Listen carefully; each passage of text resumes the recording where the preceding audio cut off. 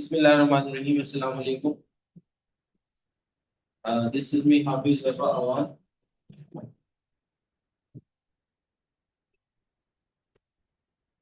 Your accounting coach. और आज हम डिस्कस करेंगे एफसीआर से रिलेटेड टॉपिक्स। एक मिनट, वन मिनट।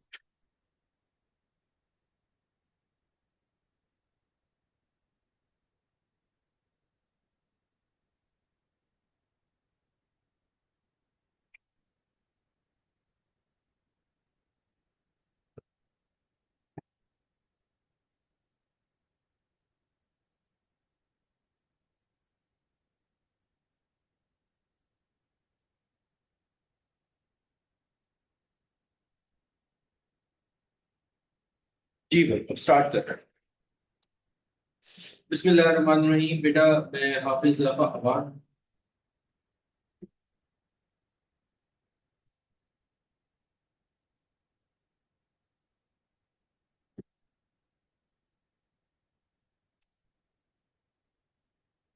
और हर अटेम्प्ट की तरह जो है वो मेरा एक सेशन जो है वो रखा जाता है कहीं ना कहीं, किसी न किसी जगह पर, किसी न किसी ग्रुप में, जो कि आपको गाइड करता है। नॉर्मली जो मैं डील कर रहा हूँ दो सब्जेक्ट्स में, मेरे दो मेन सब्जेक्ट्स हैं मैनेजरियल लेवल के, जिसमें से एक एफएससीआर है और एक है AMA, advance management accounting. AMA का सेशन हमारा हो चुका है लास्ट में, अल्हम्दुलिल्लाह बहुत अच्छा सेशन रहा था वो स्टूडेंट्स का।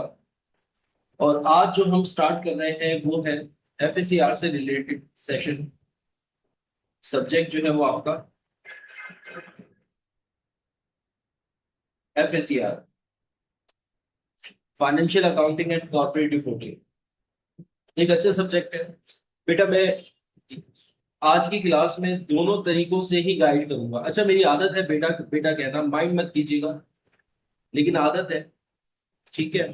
तो मेरे बहनों और भाइयों, बुरा मत बनाइएगा अगर मेरे मुंह से बेटा निकल जाए, क्योंकि ज्यादा एज डिफरेंस तो है नहीं, लेकिन फिर भी। अच्छा, बात हो रही है एफएससीआर की। हम जो डिस्कस करेंगे, जो ओल्ड स्टूडेंट्स हैं उनसे भी लेकर चलेंगे। जो ओल्ड स्टूडेंट्स हैं जो कि ML2 के अंदर, एफएससीआर के अंदर इनरोल्ड हैं और वो अगस्त के अटेम्प्ट दे रहे हैं, तो उनसे रिलेटेड भी हम बात करेंगे। और जो न्यू स्टूडेंट्स जिन्होंने ML1 के अंदर एफएससीआर को ज्वाइन किया है और वो न्यू स्कीम के तहत पेपर दे रहे हैं एफएससीआर का, तो उनसे रिलेटेड भी बात करेंगे। ये सेशन बड़ा इंपॉर्टेंट होता है बेटा, सेशन, क्योंकि हमारे वक्त में जब हम एफएससीआर का पेपर दे रहे थे, इतना ज्यादा हमें कोई गाइड करने वाला नहीं था। तो तब से जब मैं एफएससीआर का पेपर दे रहा था, उसके बाद से मैंने ये सोचा था कि नहीं, अब ये सेशन हमने लाजमी रखना है, क्योंकि हर 2 महीने बाद बहुत सारे स्टूडेंट्स होते हैं जो कि आईसीएमए का पेपर दे रहे होते हैं, तो उनको एटलीस्ट पता हो कि उन्हें प्रिपरेशन किस तरह से करनी है। तो कोशिश ये हमारी होती है कि एक हम अटेम्प्ट स्टार्ट होने से पहले एक सेशन रखें, ताकि वो बच्चे नेक्स्ट अटेम्प्ट के लिए प्रिपेयर हो जाएं।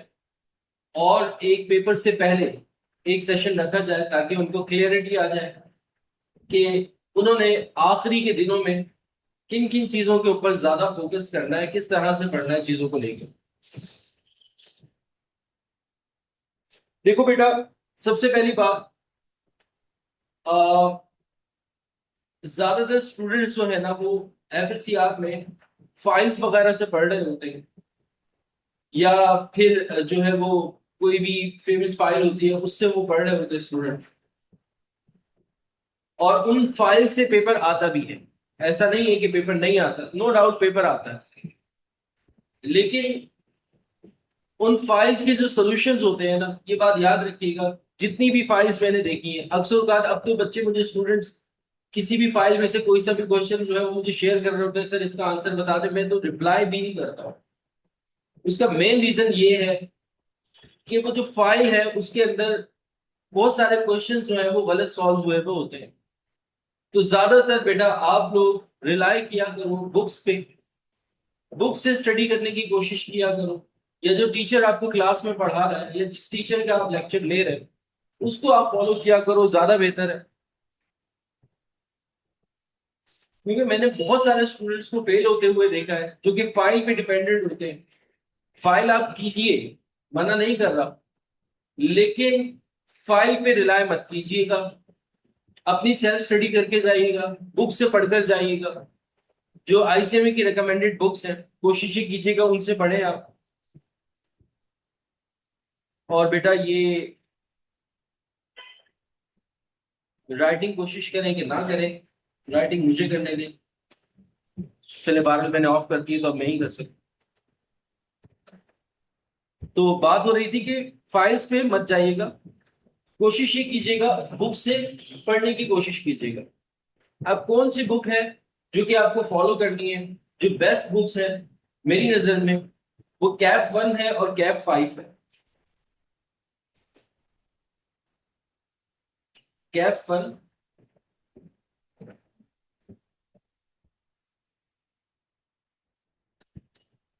एंड कैफ 5।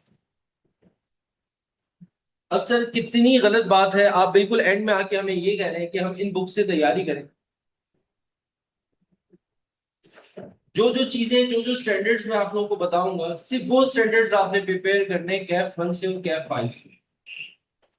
अगर ये कर लेते हो तो फिर उसके बाद आपके पास अगर टाइम है तो फिर आप जाओ और आप जो है वो फाइल्स को सॉल्व करो, जो भी फाइल्स घूम रही होती हैं उनको सॉल्व करो।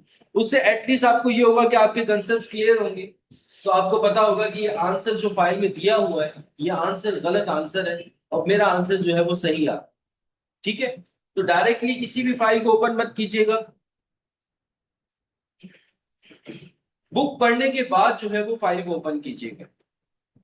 अच्छा, अब हम बात करते हैं सिलेबस के ऊपर बेटा। सिलेबस जो है अब जो नॉर्मल पेपर बन रहा है वो न्यू स्कीम से हो या ओल्ड स्कीम से हो, ऑलमोस्ट ऑलमोस्ट सेम पेपर आ रहा है, तकरीबन तकरीबन सेम पेपर आ रहा है। जरा सी भी चेंजेस नहीं है, माइनर सी चेंजेस होगी 5% की या 2% की या 3% की चेंजेस होंगी, इससे ज्यादा कोई चेंजेस आ नहीं रही पेपर में। पेपर तकरीबन तकरीबन ऑलमोस्ट जो है वो सेम है क्योंकि सिलेबस सेम है। कुछ चीजें हैं जो कि ओल्ड स्कीम में थी, अब वो न्यू स्कीम में नहीं है। अच्छा, अब हम बात करते हैं सबसे पहले बेटा जो इंपॉर्टेंट टॉपिक है जिससे पेपर बहुत आता है, और वो है थ्योरी का टॉपिक। वो कौन सा है? कंसेप्चुअल फ्रेमवर्क, नंबर 1 पे।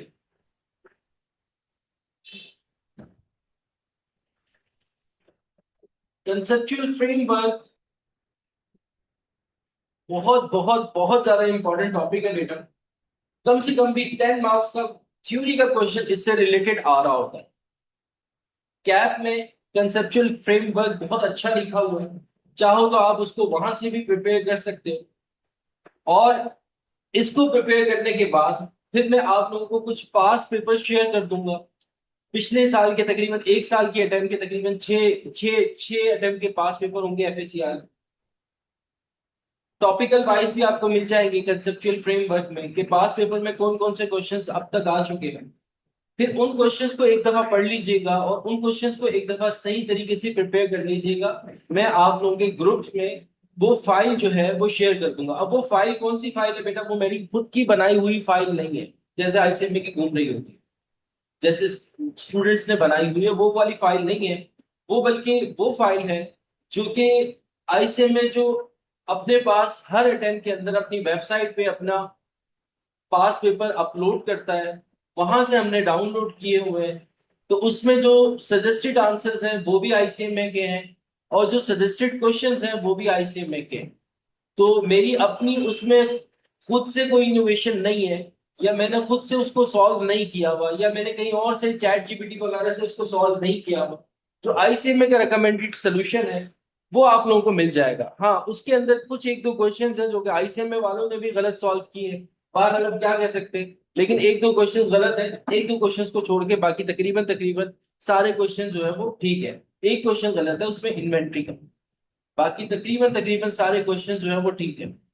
तो कंसेप्चुअल फ्रेमवर्क अगर आपने करना हो तो कैफ की बुक को रीड कर लीजिएगा, और साथ साथ जो मैं पास पेपर आप लोगों को शेयर करूंगा जब हमारा सेशन एंड हो जाएगा आप लोगों के ग्रुप्स में, तो वहां पर उसको एक दफा अच्छे से पढ़ के चले जाइएगा। इसमें से आपका 10 मार्क्स का क्वेश्चन आता ही आता है, 10 मार्क्स का क्वेश्चन लाजमी आता है। तो कभी कभार ऐसा भी देखा गया है कि 15 मार्क्स का क्वेश्चन भी आ रहा होता है। तो एफएससीआर के अंदर बहुत सारे ऐसे स्टूडेंट्स हैं जो कि 40, 41, 42, 43, 44 पे आके फेल हो रहे होते हैं। तो ये मार्क्स उनके लिए बड़ी गनीमत है। तो कंसेप्चुअल फ्रेमवर्क को छोड़ के मत जाइएगा, उसको अच्छे से करके जाइएगा। और ये भी जरूरी नहीं है कि जो उस फाइल में लिखा हुआ बिल्कुल एज इट इज याद करो, रट्टा मारो, नहीं। कंसेप्चुअल फ्रेमवर्क में आप कंसेप्ट क्लियर करके जाओ और अपनी ओन वर्डिंग में लिख लो। वहां पर ये देखा जाता है, जजमेंट ये होती है एग्जामिनर की कि आपके इस टॉपिक से रिलेटेड कंसेप्ट क्लियर है कि नहीं है, बस।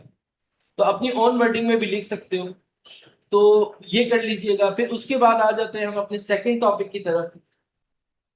सेकंड टॉपिक हमारे पास, अच्छा ये जो टॉपिक्स मैं आप लोगों को बता रहा हूँ, हरगिज ये नहीं है कि इन्हीं में से पेपर आएगा, या जो मैं आप लोगों के साथ पास पेपर शेयर करूंगा इसी में से पेपर आएगा। प्रोफेशनल स्टडीज है, प्रोफेशनल सर्टिफिकेशन आप लोग कर रहे हो, पेपर कहीं से भी आ सकता है। लेकिन लेकिन ये है कि इसमें से काफी ज्यादा चांसेस हैं कि इसमें से पेपर बन सकता है।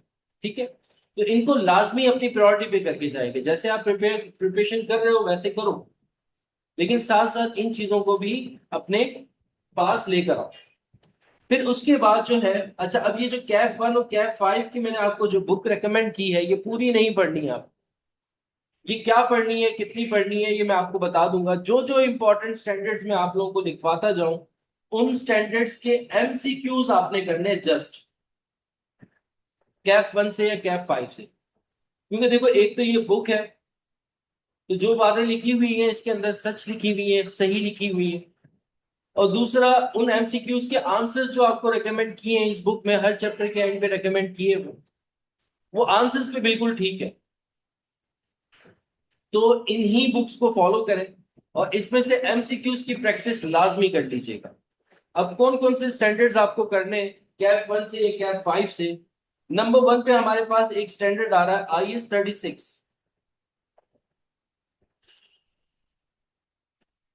इम्पेयरमेंट।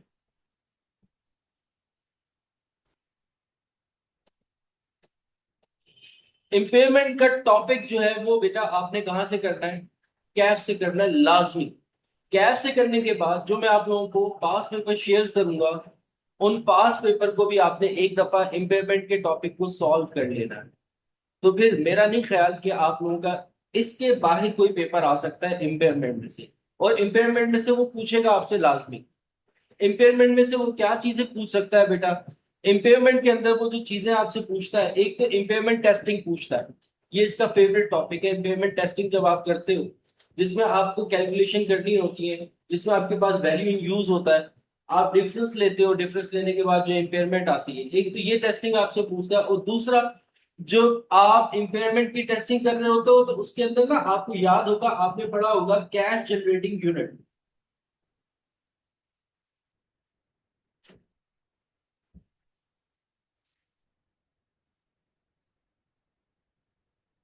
तो कैश जनरेटिंग यूनिट से काफी सवाल पूछ लेता है एग्जाम में। काफी सवाल का मतलब ये है कि एक एक क्वेश्चन आप लोगों के पास 4 नंबर का, 5 नंबर का इसमें से आ जाता है इम्पेयरमेंट में से, IS 36 से। कैश जनरेटिंग यूनिट का ताल्लुक IS 38 से भी है, इंटेंजिबल एसेट। क्योंकि कैश जनरेटिंग यूनिट के अंदर वो गुडविल आपको देता है, और गुडविल भी आपकी क्या होती है? इम्पेयर्ड होती है, और सबसे पहले इम्पेयर्ड होती है। तो एक ये आपका स्टैंडर्ड बड़ा इंपॉर्टेंट स्टैंडर्ड है IS 36, इसको आपने लाजमी करना है। और IS 36 के अंदर तो कैश जनरेटिंग यूनिट को तो बहुत अच्छे से करना है, बहुत अच्छे से। पास पेपर में जितने भी क्वेश्चंस हैं अच्छे से घोल के पी जाओ, अच्छे से करके चले जाओ। फिर उसके बाद नेक्स्ट हमारे पास जो स्टैंडर्ड आता है,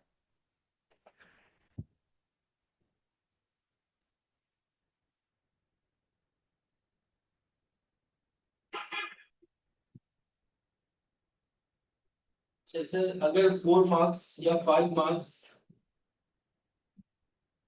ये क्वेश्चन हो तो लेंथी कितनी होनी चाहिए, अच्छा उसके बारे में बात करते हैं बेटा। देखो 5 नंबर का क्वेश्चन आता है तो इनफ है 5 पॉइंट्स अगर आप लिख लेते हो। आईसीएमए में आपको ज्यादा नहीं लिखना, आपको कीवर्ड्स यूज करने, आपको उसके अंदर जो है इंपॉर्टेंट मटेरियल शेयर करना है।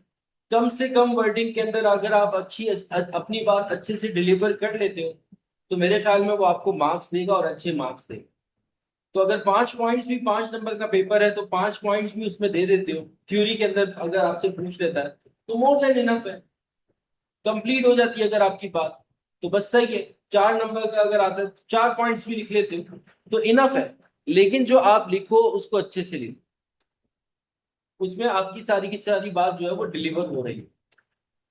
अच्छा IS 36 के बाद हमारे पास नेक्स्ट स्टैंडर्ड आता है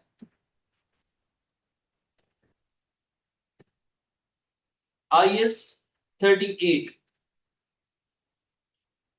impairment, sorry intangible asset.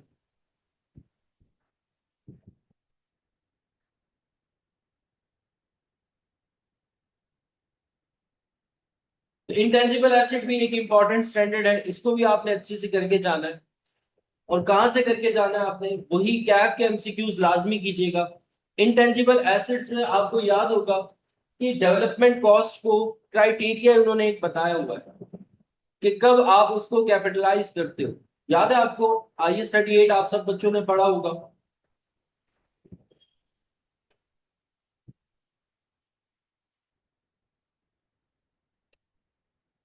10 number का कोई सवाल नहीं आता, 10 मार्क्स का कोई भी एमटीक्यू नहीं होता, मैक्सिमम मार्क्स उसके अंदर 5 नंबर का एमटीक्यू होता है, इससे ज्यादा मार्क्स का नहीं होता। अच्छा IS 38 आप लोगों ने पढ़ा हुआ है। IS 38 के अंदर रिकॉग्निशन क्राइटेरिया एग्जामिनर का फेवरेट पॉइंट है ये, थ्योरी के अंदर आपसे पूछ सकता है। तो जो रिकॉग्निशन क्राइटेरिया है कि कब आप अपनी डेवलपमेंट कॉस्ट को कैपिटलाइज करना शुरू करते हो, वो पॉइंट्स हैं, उन पॉइंट्स को आपने अच्छे से करके जाना है, थ्योरी के अंदर वो पूछ सकता है। और इसके अलावा IS 38 से रिलेटेड वो आपसे एमसीक्यूज के अंदर भी पूछ सकता है और एमटीक्यूज के अंदर भी पूछ सकता है। लास्ट टाइम उसने सॉफ्टवेयर से रिलेटेड क्वेश्चन पूछे तो उसको आपने अच्छे से करके जाना है, वो भी पास पेपर के अंदर शामिल होगा।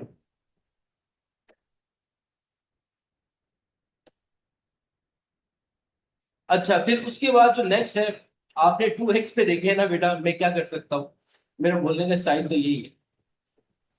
अच्छा फिर उसके बाद नेक्स्ट आपके पास आ जाता है 2 के बाद, 3 के बाद 4 स्टैंडर्ड आपके पास आता है। अब 4 पे आता है आपके पास IS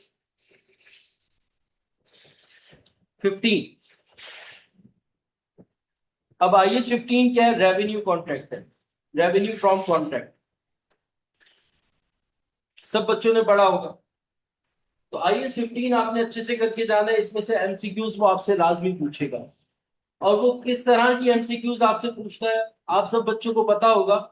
एमसीक्यू के अंदर IS 15 में एक एमसीक्यू इस तरह की होती है, या एक क्वेश्चन इस तरह का होता है जिसमें आप इंडिविजुअली भी उस प्रोडक्ट को क्या करते हो, सेल करते हो। 3 प्रोडक्ट्स हैं A, B और C, इंडिविजुअल प्राइस आपको बता देते हैं और फिर उसके बाद आप कंप्लीट एक पैकेज बनाकर उन तीनों प्रोडक्ट को क्या करते हो, सेल करते हो। और तब उसकी कॉस्ट क्या होती है, कम होती है, उसमें कुछ डिस्काउंट आ जाता है। अब वो डिस्काउंट आपने एलोकेट करना होता है सब में। तो बेटा ये जो क्वेश्चन है IS 15 का, रेवेन्यू का, ये इंपॉर्टेंट है, काफी इंपॉर्टेंट है, इसको लाजमी कर लीजिएगा।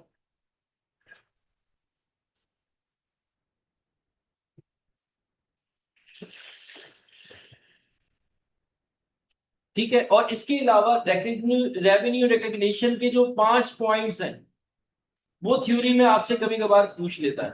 रेवेन्यू रिकग्निशन के जो 5 पॉइंट्स हैं वो भी आपसे थ्योरी के अंदर पूछ लेता है, तो उसको आपने अच्छे से करना है। 5 पॉइंट्स को किस तरीके से करना है, अच्छा मजे की बात बताओ। अब वो रेवेन्यू रिकग्निशन के अंदर जो 5 पॉइंट्स है ना, एक क्वेश्चन वो इस तरीके से पूछता है, वो पांचों पॉइंट्स को बता देता है और step by step, sorry IFRS 15 है, सॉरी माय मिस्टेक, IFRS 15 है।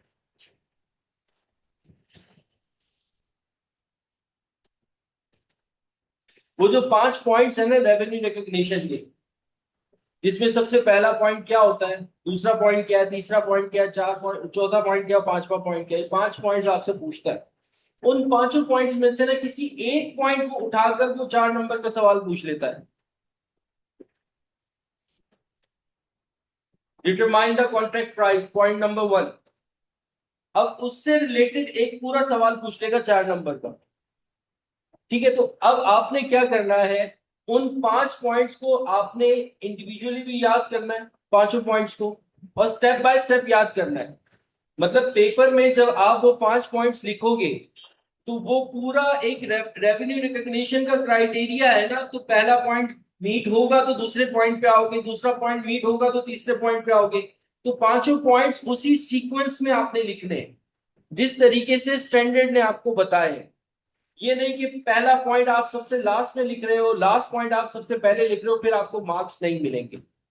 और कैफ की बुक में ना उन पांचों पॉइंट्स को बड़ा अच्छे से एक्सप्लेन भी किया हुआ है। तो एक दफा उसकी थ्योरी जो है वो पढ़ लेना, वो आपको सीएफआर में भी बड़ी हेल्प करेगी। क्योंकि सीएफआर में भी IFRS 15 है, और IFRS 15 में जो 5 पॉइंट्स है उनमें से वो थ्योरी लाजमी पूछता है। उन पांचों पॉइंट्स को करना, और जो मैंने क्वेश्चन मैंने बताया कि रेवेन्यू जब आप डिस्ट्रीब्यूट कर रहे होते हो, अगर आप अपनी प्रोडक्ट को इंडिविजुअली भी सेल कर रहे हो, जैसे कि हम लोग जो है वो एम में भी पढ़ा रहे हैं, FSCR में पढ़ा रहे हैं, इसके अलावा टैक्स भी पढ़ा रहे हैं, 3 सब्जेक्ट लेट सपोज हम पढ़ा रहे हैं, तो इन तीनों सब्जेक्ट्स की अलग अलग प्राइस है। अगर तीनों सब्जेक्ट सारे मिलकर हमसे जो है वो परचेज कर लेते हो, तो फिर उसमें क्या होता है कि एक अगर आपको लेट सपोज उसमें डिस्काउंट मिल जाता है, तो हम अपने हर सब्जेक्ट को अलग अलग कितना कितना रेवेन्यू डिवाइड करेंगे, वो सारी बातें आपको याद आ रही होंगी, आपने IFRS 15 पढ़ा होगा। तो इसको करना है, ये पॉइंट्स करने हैं, और साथ में आपने कैफ 1 और कैफ 5 में जिन दोनों में से किसी एक के अंदर IFRS 15 होगा, उसकी आपने MCQs लाजमी कर दें। फिर उसके बाद नेक्स्ट टॉपिक आ जाता है हमारे पास। सर हमने स्टैंडर्ड भी पढ़ा है, इनकी थ्योरी MCQs के लिए कोई स्पेसिफिक नोट्स रीड करने की चाहिए, या कंसेप्ट बेस इनफ है? कंसेप्ट आपसे क्लियर है तो बस इनफ है, मोर देन इनफ है, इस तरह करने की जरूरत नहीं है। थ्योरी के लिए कंसेप्चुअल फ्रेमवर्क को बेटा अच्छे से कर लेना बस। और जो जो थ्योरी के मैं पॉइंट्स बता रहा हूँ ना, रेवेन्यू के अंदर मैंने कहा कि इन 5 पॉइंट्स को अच्छे से कर लेना। इंटेंजिबल एसेट्स के अंदर जो आपका रिकॉग्निशन क्राइटेरिया, बस उसके वो पॉइंट्स याद कर लेना। बस इसके अलावा और ज्यादा करने की जरूरत नहीं है। थ्योरी CFR के अंदर करना, CFR के अंदर वो पूछता ही थ्योरी आपसे। अच्छा, फिर उसके बाद हमारे पास नंबर 5 आ जाता है। नंबर 5 में हमारे पास जो स्टैंडर्ड आता है वो है IFRS 16। लीज का जो टॉपिक है, ये बड़ा इंपॉर्टेंट टॉपिक है। इसमें से भी एग्जामिनर आपसे पूछता है, और लाजमी लाजमी लाजमी पूछता है।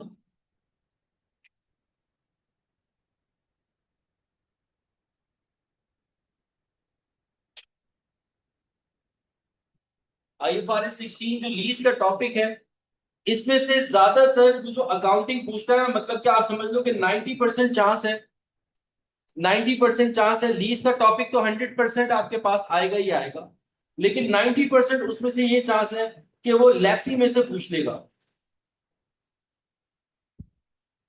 लेसी की जो अकाउंटिंग है उसमें से पूछ लेगा। अब लेसी के अंदर वो अगर आपने एडवांस में पेमेंट की है इंस्टॉलमेंट की, या आपने पीरियड एंड पे इंस्टॉलमेंट की पेमेंट की है, वो दोनों चीजें आती हैं। इसमें से लीज के टॉपिक्स में से MCQs भी आ जाती है, 3-4 नंबर की MCQs पूछ लेता है, और 3-4 नंबर का वो आपसे MPQ भी पूछ लेता है। तो लीज का टॉपिक और लीज के टॉपिक के अंदर लेसी की जो अकाउंटिंग है वो आपने बड़े अच्छे से करके जानी है। फिर इसके अलावा थ्योरी के अंदर अगर हम बात करें, IFRS 16 के अंदर वो थ्योरी में क्या पूछ सकता है आपसे कि भाई ऑपरेटिंग लीज क्या होती है और फाइनेंस लीज क्या होती है। बस ऑपरेटिंग लीज क्या होती है और फाइनेंस लीज क्या होती है, अगर थ्योरी में बात करें तो वो ये पूछ सकता है। और 10% आपके पास ये चांसेस है कि वो लेसॉर की अकाउंटिंग पूछ ले आपसे, लेसॉर की अकाउंटिंग पूछ ले। और लेसॉर के अंदर वो आपसे मैन्युफैक्चरर को नहीं पूछेगा, नॉर्मल लेसॉर को पूछेगा। तो नॉर्मल लेसॉर की अकाउंटिंग अच्छे से करके चले जाएगा, 10% चांसेस है कि वो आ जाए, 90% चांसेस है कि वो लेसी की अकाउंटिंग आपसे पूछेगा। और लेसी की अकाउंटिंग के अंदर वो क्या पूछेगा आपसे, अगर एमसीक्यू के अंदर आ रहा है तो वो आपसे ये पूछेगा कि कितना डेप्रिसिएशन आपने चार्ज किया है आरओयू का, राइट ऑफ यूज का, या कितना एक्सपेंस आपने चार्ज किया है। एक्सपेंस के अंदर आपका डेप्रिसिएशन भी आ रहा होगा, इंटरेस्ट भी आ रहा होगा। या वो आपसे ये पूछ लेगा कि आपकी लायबिलिटी कितनी बन रही है, या वो आपसे ये पूछ लेगा कि करंट लायबिलिटी कितनी बन रही है, या वो आपसे पूछेगा लॉन्ग टर्म लायबिलिटी कितनी बन रही है। ये 4-5 क्वेश्चंस होते हैं उसके लीज की अकाउंटिंग के अंदर।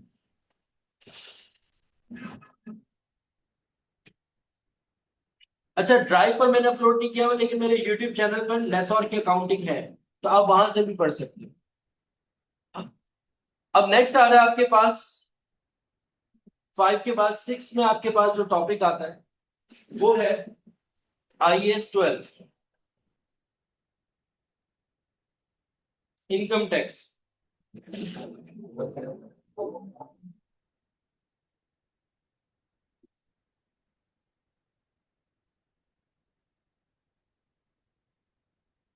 पीडीएफ में शेयर कर दूंगा बेटा, बुक्स ये पीडीएफ में आपके साथ शेयर कर दूंगा। अच्छा, IAS 12 इनकम टैक्स का टॉपिक आ जाता है। ये भी बहुत ज्यादा इंपॉर्टेंट टॉपिक है। IAS 12 बेटा 15 नंबर का वो पूछ लेता है आपसे। इसमें भी आपके पास एमटीक्यूज बनते हैं और इसमें भी आपके पास जो है वो एमसीक्यूज बनते हैं। आपसे करंट टैक्स भी पूछ सकता है, आपसे डेफर्ड टैक्स भी पूछ सकता है, तो इसके भी आपने कैप से एमसीक्यूज लाजमी करने हैं। कैप से एमसीक्यूज करने के बाद आपने इसमें क्या करना है, आपने जो पास पेपर मैं आप लोगों के साथ शेयर करूंगा आपने वो कर लेना है। पेपर आप लोगों का कब है एफएससीआर का?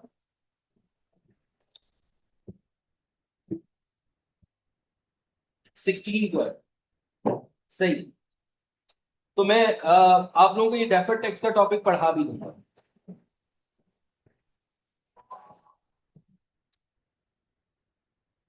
ठीक है, मैं आप लोगों को डेफर्ड टैक्स का टॉपिक अगर किसी ने पढ़ना हो तो डेफर्ड टैक्स का टॉपिक मैं आप लोगों को पढ़ा भी दूंगा। क्या आप लोग मुझे वोट करके बता दीजिएगा, आपको लीज का टॉपिक पढ़ना है या डेफर्ड टैक्स पढ़ना है? तो वो टॉपिक मैं आप लोगों को आप लोगों के पेपर से पहले, संडे से पहले, फ्राइडे और सैटरडे में क्लास रख के वो एक टॉपिक आप लोगों को करवा दूँ।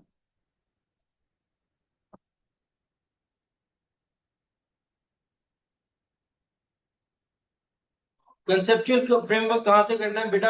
एक तो मैंने कहा कैश से पढ़ लेना और दूसरा पास पेपर कर लेना।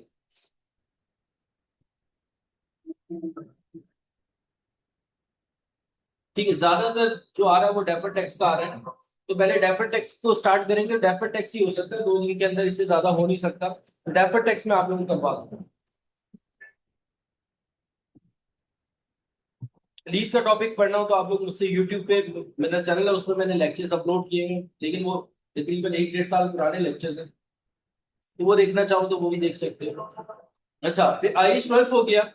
IAS 12 के बाद जो नेक्स्ट आ रहा है आपके पास 7 पे, वो है आपके पास IAS 2, inventory.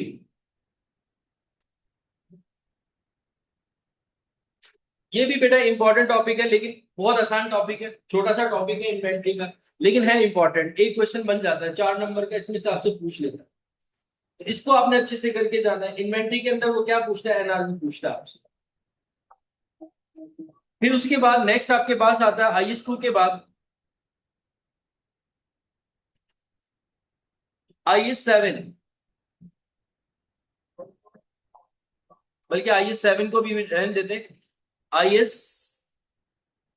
23, borrowing cost.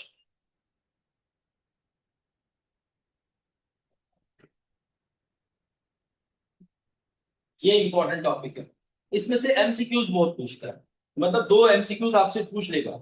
4 number की, 5 नंबर की, 6 नंबर की एमसीक्यूज आपसे बोरोइंग कॉस्ट में पूछ लेगा। कैश फ्लो समझ ही नहीं आ रहा, आप मेरे यूट्यूब पे लेक्चर देख लो ना कैश फ्लो के, मैं आप लोगों को शेयर कर दूंगा। अच्छा, कैश फ्लो को ही मैं बताता हूँ कि कैश फ्लो पे आ रहा हूँ।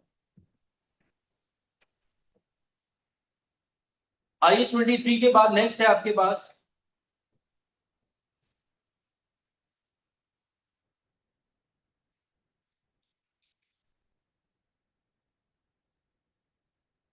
बेटा, टाइम बहुत कम है, 2 दिन है हमारे पास। तो मतलब मेरे पास जो फ्राइडे और सैटरडे 14 अगस्त और 15 अगस्त, ये 2 दिन है हमारे पास। तो इन 2 दिनों में मैं अगर पढ़ा ही सकता हूँ तो मैं सिर्फ डेफर टेक्स्ट ही पढ़ा सकता हूँ, इससे ज्यादा नहीं पढ़ा सकता। अगर थोड़ा पहले रखा जाता तो मैं और भी सब्जेक्ट्स आपको पढ़ा देता।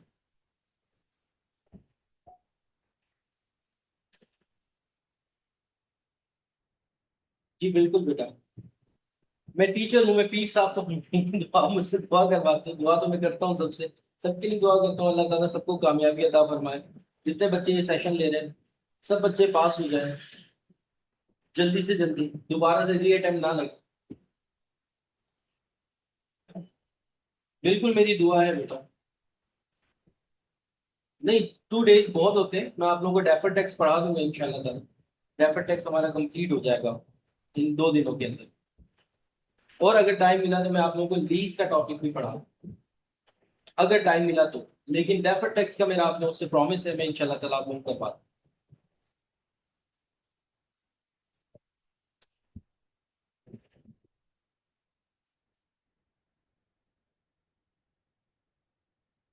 अच्छा, अब IS-23 बोरोइंग कॉस्ट के बाद नेक्स्ट हमारे पास आता है 9। 9 में आपके पास IS-7 आता है, कैश फ्लो।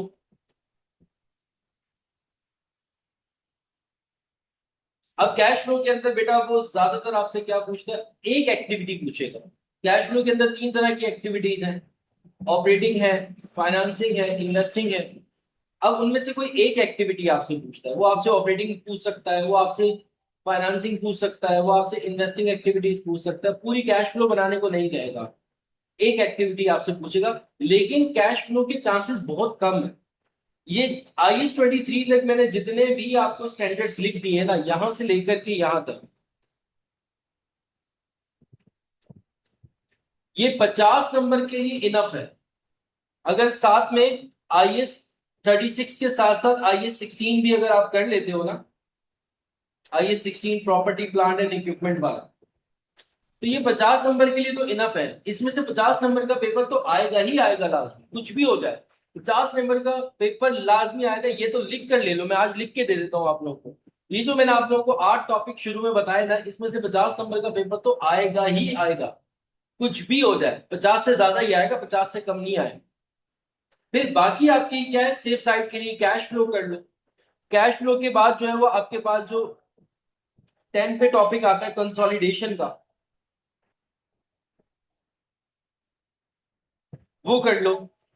10 के बाद जो है वो 12 में आपके पास आता है IS-10 एंड 37। ये छोटे छोटे स्टैंडर्ड्स हैं, इनको कर लो अगर आप। तो ये टॉपिक्स अगर इतने भी टॉपिक्स कर लेते हो तो यार ये बहुत टॉपिक्स हैं यार, आपका पेपर इंशाल्लाह ताला निकल जाएगा। पेपर रुकेगा नहीं अगर ये जितने टॉपिक्स मैंने आपको 12 टॉपिक्स जो लिखवा दिए, बाकी और भी टॉपिक्स हैं आपके पास। IS-1 है, इसके अलावा आपके पास छोटे छोटे IS-8 है, आपके पास जो है और भी छोटे छोटे टॉपिक्स हैं। गवर्नमेंट ग्रांट का एक टॉपिक है। तो 12 ये टॉपिक्स अगर आप कर लेते हो तो इनमें से पेपर आ जाएगा। अच्छा, अब जो ओल्ड स्टूडेंट्स है ना, जो ओल्ड स्टूडेंट्स हैं, जो पुराने वाला FSC आप दे रहे हैं, वो IFRS 9 भी लाजमी कीजिएगा। ये जो 8 की सीरीज मैंने आपको बताई है ना, इस 8 की सीरीज में 9 टॉपिक रखिएगा IFRS 9 का, इसको कर लीजिएगा लाजमी। फाइनेंशियल इंस्ट्रूमेंट्स, IFRS 9 अच्छा टॉपिक है, इंपॉर्टेंट टॉपिक है। तो ये भी अगर आप कर लेते हो, ओल्ड स्टूडेंट्स के लिए ये है, न्यू स्टूडेंट्स के लिए नहीं है, न्यू स्टूडेंट्स के सिलेबस में नहीं है ये। लेकिन जो ओल्ड स्टूडेंट्स है ना उनके लिए ये है IFRS 9, तो इनको आप कर लीजिएगा। तो ये बेटा आप लोगों का एक FSCR का सेशन था छोटा सा, इसमें यहाँ तक बेटा कोई सवाल किसी को कुछ पूछना चाहो तो पूछ लो। सर बोरोइंग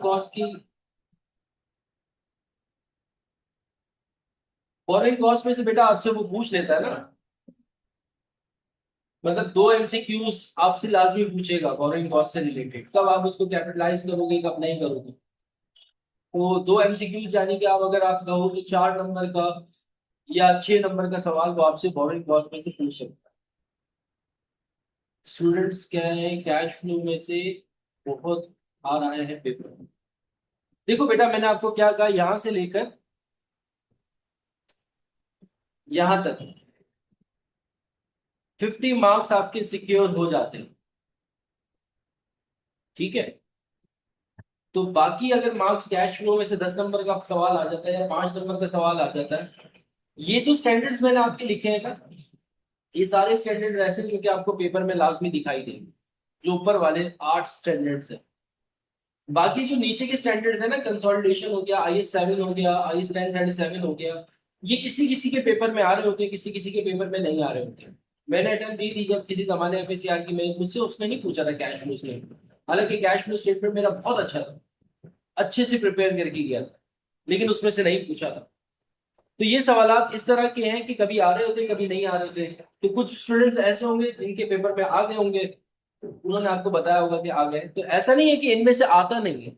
बाकी टॉपिक्स में से आता है, बिल्कुल आता है, IS 1 से भी पूछ सकता है आपसे। लेकिन जो चांसेस होते हैं वो कम हो। जो ऊपर के टॉपिक्स हैं, अगर आप इनको अच्छे से करके चले जाते हो, एक तो ये टॉपिक्स आसान है, डेफर टेक्स्ट और लीव्स को छोड़कर बाकी जितने भी टॉपिक्स हैं छोटे छोटे टॉपिक्स हैं, आसान टॉपिक्स, तो अच्छा खासा आपका पेपर जो है वो सेव हो जाता है।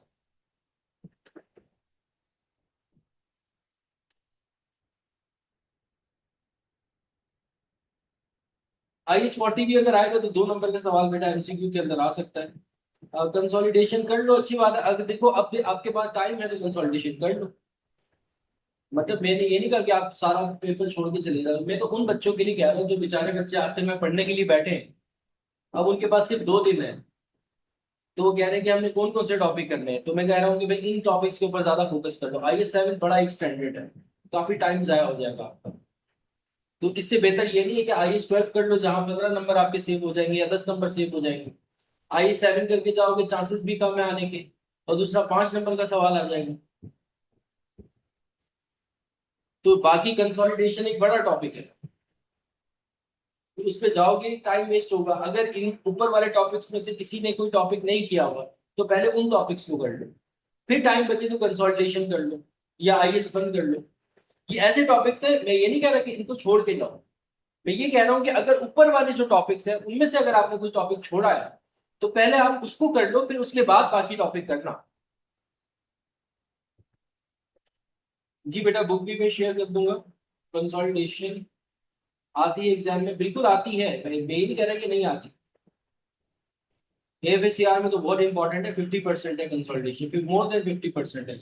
सर FACR के पेपर में जो मॉक दिया था पैटर्न, वो होता है, या फिर वर्किंग करनी होती है बेटा। FACR के पेपर में वर्किंग करनी होती है। अब न्यू स्कीम के तहत मुझे नहीं पता कि वर्किंग करनी हो कि नहीं करनी, ओल्ड स्कीम में तो वर्किंग करनी होती है।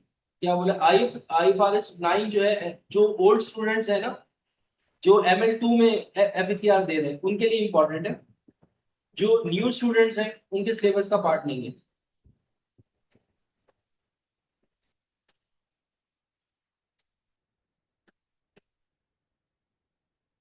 सर लीज में से किस तरह के पेपर आता है? लीज में से बेटा लेसी की अकाउंटिंग आती है, और लेसी की अकाउंटिंग में से वो आपसे क्या पूछेगा, मैंने कहा कि वो एक्सपेंस आपसे पूछ लेगा। ये बताओ कि एक्सपेंस कितना जाएगा। एक्सपेंस में डेप्रिसिएशन एक्सपेंस है और इंटरेस्ट एक्सपेंस है। वो आपसे पूछेगा करंट लायबिलिटी क्या है, नॉन करंट लायबिलिटी क्या है, ये सारी चीजें वो आपसे लीज में से पूछ सकता है।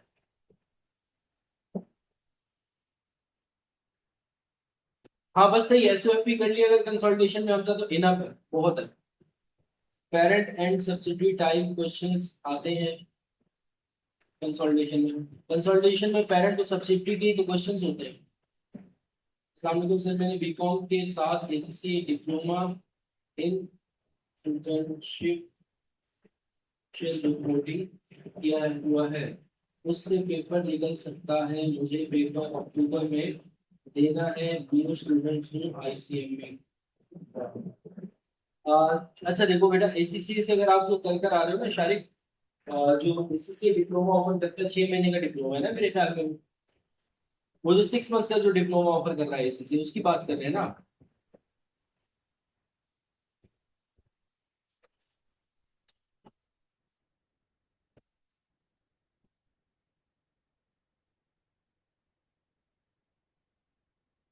कंसल्टेशन के लेक्चर्स बिल्कुल अवेलेबल है, लेकिन वो बहुत मुश्किल, मेरे बहुत डिटेल में लेक्चर्स हैं।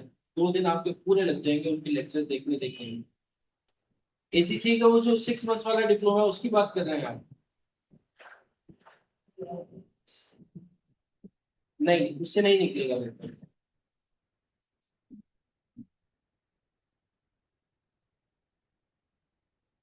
जी बेटा, इंशाल्लाह ताला आयशा बेटा पास हो जाएगा पेपर, लेकिन कोशिश करेंगे कि आई 7 कर लें।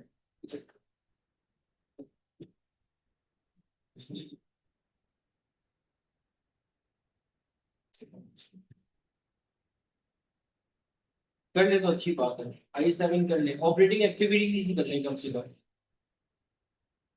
डिस्क्रिप्शन बेस्ड पेपर है। अच्छा, पेपर के बारे में देख लेते हैं कि पेपर किस तरह का होता है, पेपर पैटर्न भी देख लेते हैं।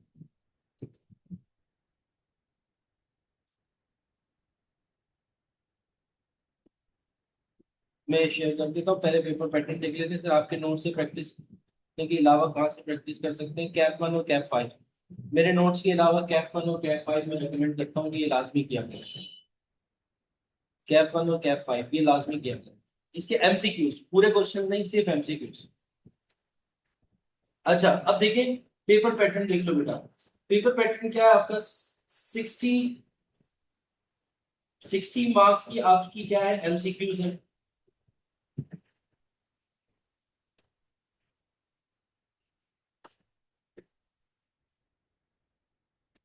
सर 4 लॉन्ग क्वेश्चन आते हैं जिसमें कंसोलिडेशन जस्ट नाउन में और या फिर मैं बता रहा हूँ, लेकिन वो एसीसी है। मैं अभी आपको क्या बता रहा हूँ, मैं आपको कह रहा हूँ कैफ 1 करो, कैफ 5 करो। कैफ 1 और कैफ 5 दोनों एसीसी की बुक्स नहीं है। ज्यादातर आईसीएम में जो है वो सीए को फॉलो कर रहा होता है, एसीसी को बहुत कम फॉलो कर रहा होता है। और एसीसी का जो पेपर होता है वो एसीसी की बुक में से आ रहा होता है। आईसीएम में की तो कोई बुक ही नहीं है अपनी। ज्यादातर आईसीएम में जो है ना वो कैफ को फॉलो कर रहा होता है। तो कैफ को फॉलो करें तो ज्यादा अच्छा है। एसीसी की बुक में से भी पूछ लेता है, लेकिन कैफ में से वो ज्यादा पूछता है।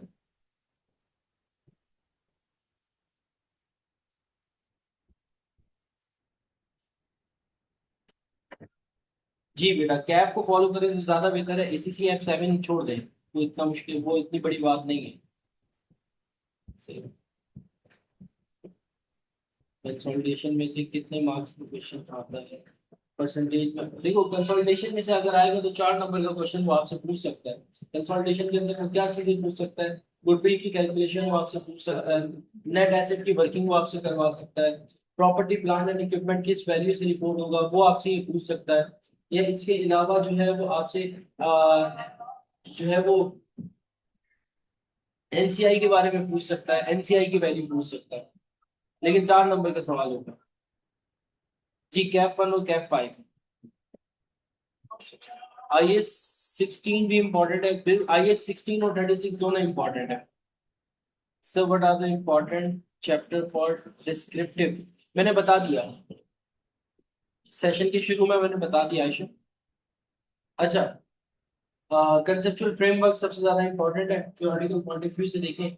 उसके अलावा जो है बाकी आई स्टडी 8 है, IFRS 15 है। ये 3 चीजें जो है वो थ्योरेटिकल पॉइंट ऑफ व्यू से काफी इंपॉर्टेंट है। अच्छा, अब बात हो रही है एमसीक्यूज की और फिर बात हो रही है एमटीक्यूज की। एमटीक्यूज आपके क्या है? 20 मार्क्स के, 40 मार्क्स के, सॉरी। अब वो 40 मार्क्स में से देखो बेटा, मेरे ख्याल में ज्यादातर मेजोरिटी मेरे जितने भी स्टूडेंट्स हैं, जब से मैं पढ़ा रहा हूँ FACR अब तक, तकरीबन हर बच्चा मुझे कहता है कि सर थ्योरी के अंदर 10 नंबर की कंसेप्चुअल फ्रेमवर्क में से पूछा उसने। अब वो 10 नंबर आपसे एमटीक्यू के अंदर भी आ सकता है, एमसीक्यू के अंदर भी आ सकता है, लेकिन कंसेप्चुअल फ्रेमवर्क 10 नंबर के सवाल को पूछ लेता है। तो इसको अच्छे से करना है। बाकी वो आपसे देखो 25 नंबर की 25 नंबर के एमटीक्यूज आपसे पूछेगा। अब 25 नंबर के एमटीक्यूज के अंदर मोस्ट एक्सपेक्टेड ये है कि IFRS 16 होगा, IS 12 होगा, IS 36 होगा, IS 2 होगा। ये 4 स्टैंडर्ड्स ऐसे हैं जो कि वो आपसे एमटीक्यू के अंदर पूछ ले। और इसके अलावा पांचवा IS 7, IS 7 से भी वो एमटीक्यू के अंदर पूछ सकता है। 25 नंबर के सवाल जो होंगे वो आपके एमटीक्यू के होंगे। तो ये स्टैंडर्ड इंपॉर्टेंट थे जो मैंने आपको बताया कि एमटीक्यू में आ सकते हैं।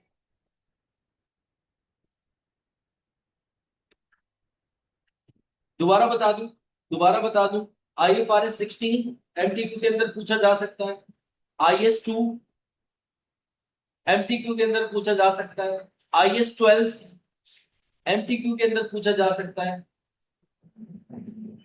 इसके अलावा IS 7 एमटीक्यू के अंदर पूछा जा सकता है। और फिफ्थ में मैंने आपसे पूछा था एमटीक्यू के अंदर IS 38 और IS 36, ये भी आपसे एमटीक्यू के अंदर पूछे जा सकते हैं।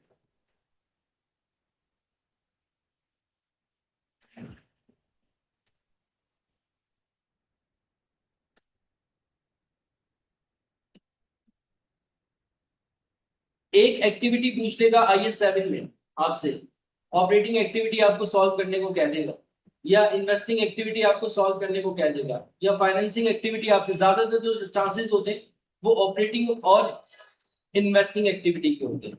ऑपरेटिंग एक्टिविटी को आपसे पूरी ड्राइव करवाता है इनडायरेक्ट मेथड से, और डायरेक्ट मेथड तो पूछता ही नहीं है, बहुत कम होता है, रेयर हुआ है किसी बच्चे से मैंने सुना हो कि डायरेक्ट मेथड पूछा हो, लेकिन ज्यादातर वो इनडायरेक्ट मेथड पूछता है। और इनडायरेक्ट मेथड के अंदर ऑपरेटिंग एक्टिविटीज और इन्वेस्टिंग एक्टिविटीज, ये दो चीजें वो आपसे पूछ सकता है।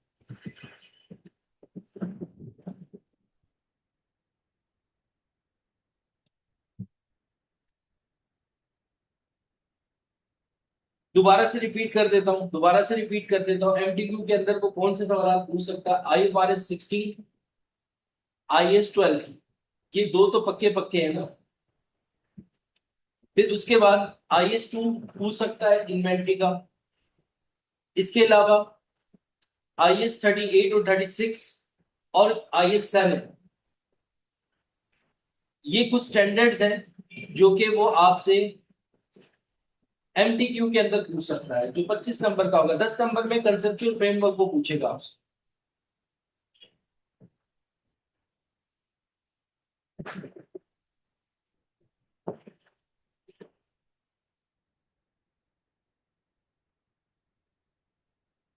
बाकी सारे जो आपके मैंने स्टैंडर्ड्स बताए, हर स्टैंडर्ड में से कोई ना कोई सवाल आ रहा होगा एमसीक्यू में। तकरीबन तकरीबन हर स्टैंडर्ड में से कोई ना कोई वो 2 नंबर की एमसीक्यू पूछ लेगा, या जो है वो कुछ ना कुछ वो आपसे 10 से पूछ सकता है, 37, अच्छा 10 और 37 से भी वो थ्योरी पूछ सकता है, लेकिन एमसीक्यू के अंदर। तो ये छोटी छोटी चीजें, बाकी जो स्टैंडर्ड्स हैं 2-2 नंबर के एमसीक्यूज पूछ रहा होगा। मोस्ट इंपॉर्टेंट स्टैंडर्ड्स होते हैं वो मैंने आपको बता दिया। IFRS 9 ओल्ड स्टूडेंट्स के लिए इंपॉर्टेंट है, IFRS 9 कर लीजिएगा।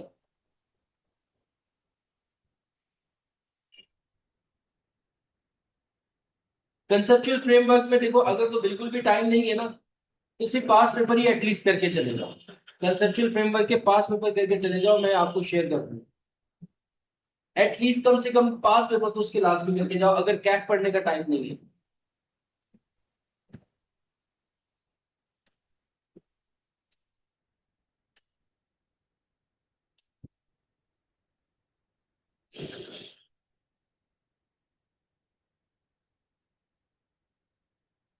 क्लियर? अच्छा देखो बेटा, क्वेश्चन में अगर आपके पास एक्सेल की शीट आ रही है और वर्ड की शीट आ रही है, तो आंसर दोनों में प्रेजेंट करना है आपको।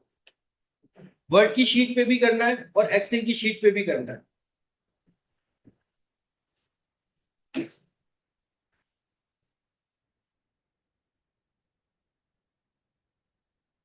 जी जी, सेपरेट पास पेपर से मैं शेयर कर देता हूँ हमजा, मैंने बनाए हुए कंसेप्चुअल फ्रेमवर्क, सेपरेट पास पेपर में शेयर कर देता हूँ।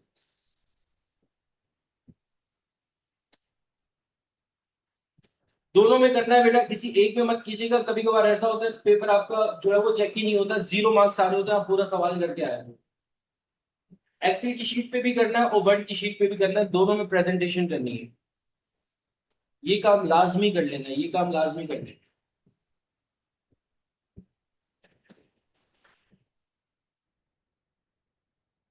ठीक है? और ये जितने भी स्टूडेंट्स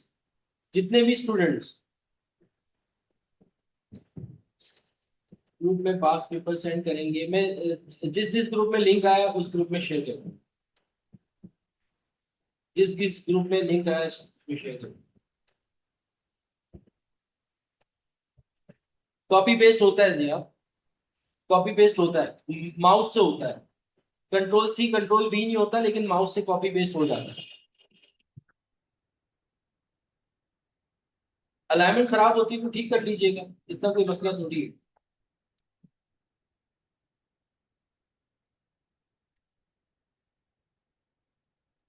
i7 के लिए कोई शॉर्टकट नहीं हो सकता, कोई शॉर्टकट नहीं हो सकता i7 के लिए बेटा।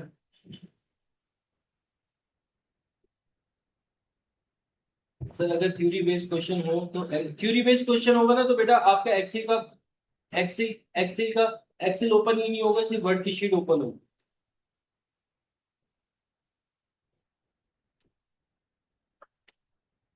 जो एमटीक्यूज बेस होगा उसमें दोनों शीट्स ओपन होंगी, तो दोनों में कीजिएगा, कॉपी पेस्ट कर लीजिएगा, हो जाती है। और हर वर्किंग को आपने लाजमी दिखाना है कि किस तरह से ये आंसर ड्राइव हुआ है। एक्सेल का कोशिश ये कीजिएगा फॉर्मूला यूज ना करें, एक्सेल की जो शीट है उसका फॉर्मूला यूज ना करें, आप जस्ट उसमें प्लस माइनस करके लाजमी दिखाइए, भले अपने कैलकुलेटर यूज कर लेना। मैंने एमए में भी आप लोगों को बताया था, काफी सारे स्टूडेंट्स लास्ट क्लास में एमए में भी थे, तो एमए के अंदर भी मैंने बताया था कि आपको पेपर किस तरीके से अटेम्प्ट करना है। ऐसी एफएससीआर के अंदर मैं दोबारा बता देता हूँ कि पेपर आपको किस तरीके से अटेम्प्ट करना है।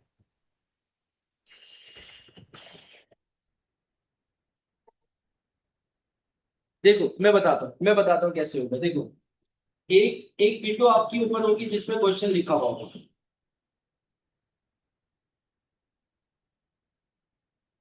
मैं बता रहा हूँ। उसके नीचे एक विंडो होगी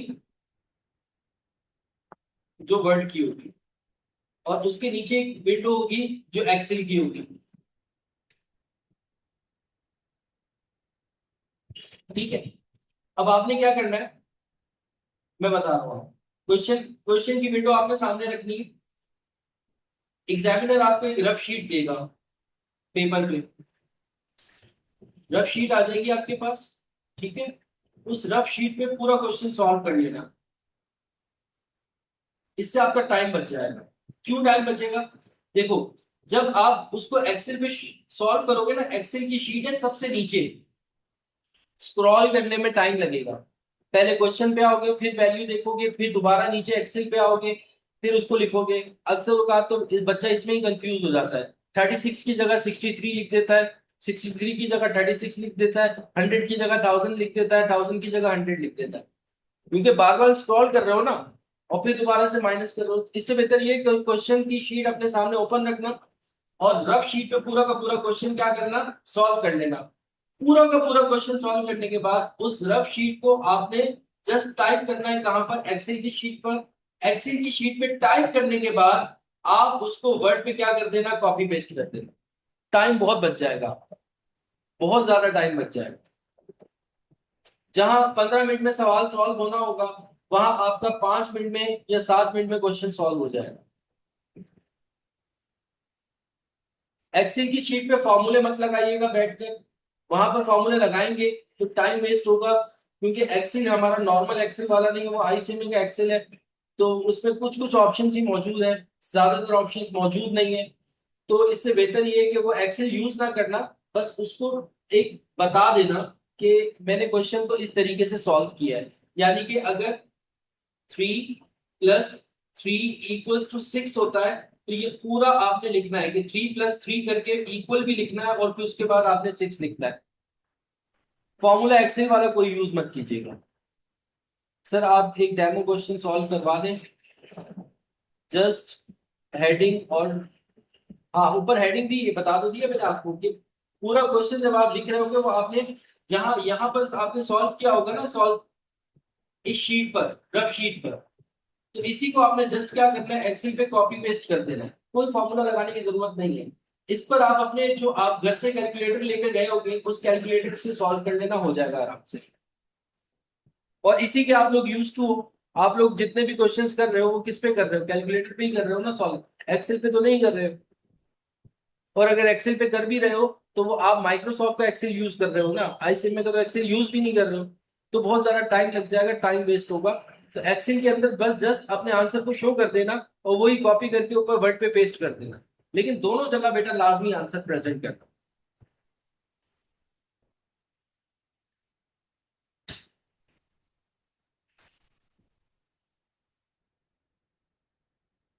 ठीक है। अच्छा, अब जो मैं क्वेश्चन करवाऊंगा बेटा आप लोगों को अपनी क्लास में, नेक्स्ट फ्राइडे और सैटरडे। एक्सेल सिंपल जैसे होता है वैसे होगा फॉर्मूला। नहीं बेटा, एक्सेल सिंपल वाला नहीं होगा, हमारी तरह का एक्सेल नहीं होगा। माउस से आपको बार बार प्लस माइनस करना पड़ेगा, बहुत टाइम वेस्ट होगा। जी बिल्कुल, वर्किंग बिल्कुल इसी तरीके से करनी है जिस तरह से आपने मुझे लिख के दिया है ना, बिल्कुल इसी तरह की वर्किंग है।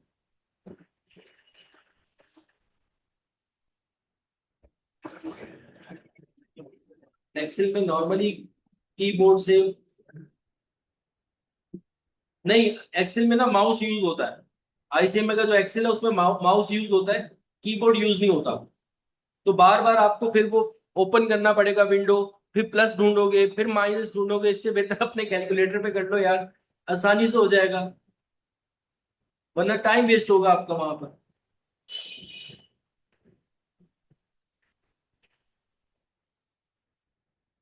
वो काफी सारे बच्चों ने, जी सिर्फ एक्सेल की रॉ यूज कीजिएगा बिल्कुल।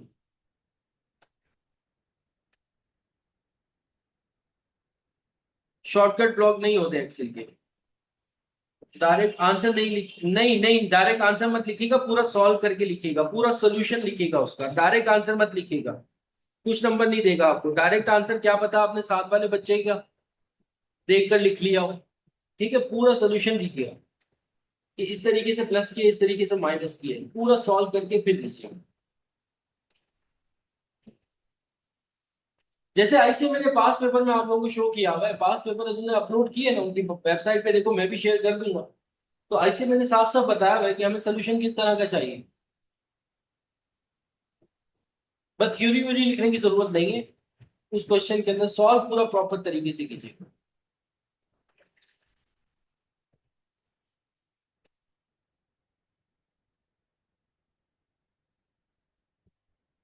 अब मैं सैटरडे को आप लोगों की क्लास रखूंगा, नहीं सॉरी, संडे को पेपर है ना, तो मैं एक फ्राइडे को क्लास रखूंगा आप लोगों की। कितने बजे रखूंगा फ्राइडे को? सुबह 10 बजे क्लास रखूंगा, और वो क्लास थोड़ी बड़ी होगी, लॉन्ग टर्म होगी, 2 से 3 घंटे की क्लास होगी डेफर्ड टैक्स की। कोशिश कीजिएगा सारे बच्चे पार्टिसिपेट करें, जितने भी बच्चे हैं, इंशाल्लाह ताला आप लोगों को काफी बेनिफिट होगा डेफर्ड टैक्स का। और अगर हमारा डेफर्ड टैक्स कंप्लीट हो जाता है तो फिर इंशाल्लाह ताला हम लोग संडे को IFRS 16 कर लेंगे, और अगर नहीं होता तो फिर हम डेफर्ड टैक्स को ही परसू करेंगे। कब? फ्राइडे को 10 बजे, फ्राइडे को 10 बजे।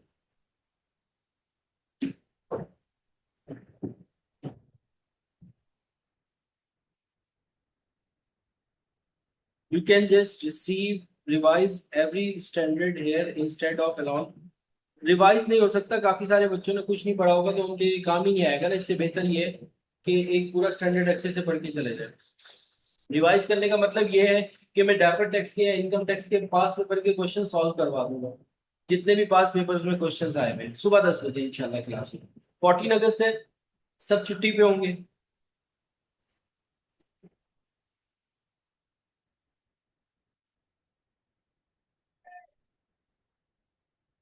मैंने कहा कुछ बच्चों ने नहीं पढ़ा होगा कुछ,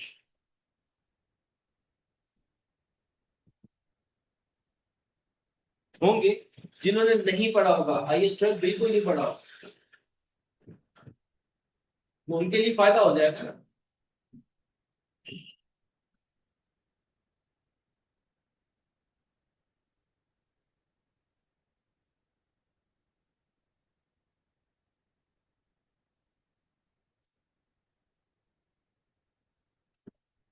आप मेरा यूट्यूब वाला भी देख सकते हो बिल्कुल, IS 7 वहां से भी देख सकते हो। लेकिन ये होगा कि IS 12 एक इंपॉर्टेंट चैप्टर है, तो उसमें हम अगर सारे पास पेपर से क्वेश्चंस कर लेंगे, अच्छा हमारा 10 नंबर का 15 नंबर का सवाल तैयार हो जाए। ठीक है।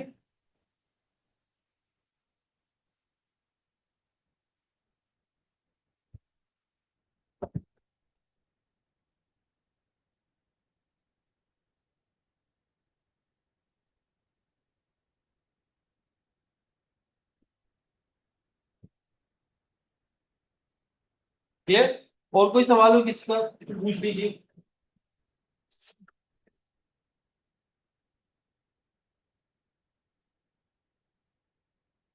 सर आज कुछ नहीं करना, नहीं आज जस्ट एक इंट्रोडक्शन थी हमारी कि आप लोगों ने, देखो जिस जिस बच्चे ने खुद से प्रिपरेशन करनी होगी अब वो कर लेगा, जिसको IS 12 पढ़ना होगा तो फिर वो हमारी क्लास ज्वाइन कर लेगा।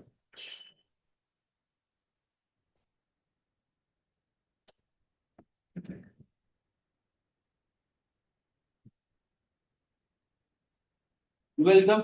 अब एक काम ये कर लीजिएगा बेटा, आप लोगों से रिक्वेस्ट है कि मेरा चैनल चैनल लाजमी सब्सक्राइब कीजिएगा, हाउस ऑफ कॉमर्स के नाम से। रिकॉर्डिंग का मैं वादा नहीं कर सकता हूँ कि रिकॉर्डिंग अवेलेबल होगी कि नहीं होगी। रिलेटेड पार्टी MCQ से रिलेटेड इंपॉर्टेंट है। MCQ 2 नंबर का वो आपसे पूछ सकता है। सर बुक शेयर कर दे, बिल्कुल मैं क्लास के बाद शेयर कर रहा हूँ सर। आप पास पेपर जो कह रहे हैं सीक्वेंस से हैं, अभी शेयर कर दे, मैं अभी कर देता हूँ बेटा, बिल्कुल कर देता हूँ।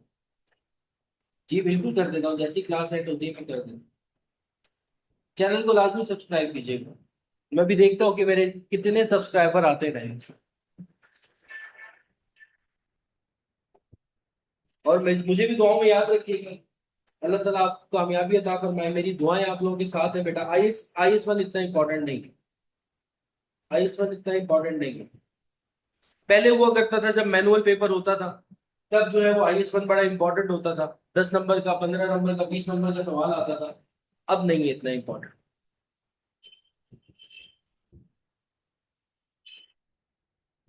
जी यूट्यूब वाले भी कर लो तो इनफ है IS 7 के लिए, लेकिन यूट्यूब वाले थोड़े मुश्किल क्वेश्चंस मैंने करवाए हैं। ठीक है भाई, अपना ख्याल रखिएगा, मुझे दुआओं में याद रखिएगा। रेकमेंड लाजमी कीजिएगा IS 12 करने के बाद, अगर अच्छा लगे। जिस जिसने सब्सक्राइब किया हुआ है उनका बहुत बहुत शुक्रिया।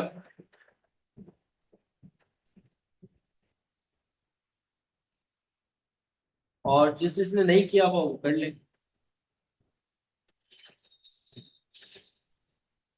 लेक्चर रिकॉर्डिंग हो तो जाती है जूम पर, ठीक है, वो मैं शेयर भी कर दूंगा। वो जो ग्रुप एडमिन है मैं भी हूँ तो मैं शेयर कर दूंगा, वो कोई मसला नहीं है। लेकिन 10 बजे की क्लास है, उसको ये यूट्यूब पे अपलोड करते करते इनको भी टाइम लगता है, नेक्स्ट डे पे अपलोड होगी, आप लोगों का टाइम वेस्ट होगा। बेहतर ये है कि आप लाइव क्लास ले लो। 14 अगस्त है, सबकी छुट्टी होगी, आराम से सब घर में होंगे, क्लास ले लोगे, हाथ के हाथ जो भी सवाल होगा वो पूछ लोगे, तो क्लियर हो जाएंगी ना चीजें।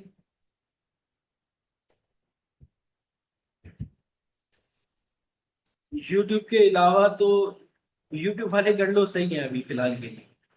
आयशा यूट्यूब वाले कर लो तो बेहतर है।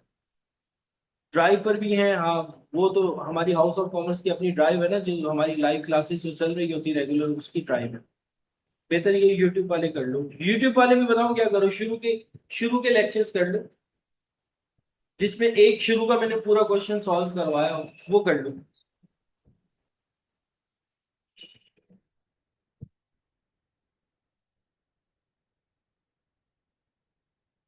ठीक है भाई। IS 12 और IFRS 16, कोशिश ये रहेगी कि इन दोनों टॉपिक्स को हम टच करें, लेकिन IS 12 तो मेरा प्रॉमिस आप लोगों से कंप्लीट करवा दूंगा। IFRS 16 का कच्चा पक्का प्रॉमिस है। कोशिश ही करेंगे फ्राइडे को अच्छे से हमें क्लियर हो जाएगा कि हम कितना टाइम हमारे पास रह गया है, कि IFRS 16 हो सकता है नहीं हो सकता, दोनों बड़े स्टैंडर्ड्स हैं। ठीक है, आज के लिए इतना काफी है, अपना ख्याल रखिएगा, मुझे दुआओं में याद रखिएगा। अल्लाह हाफिज।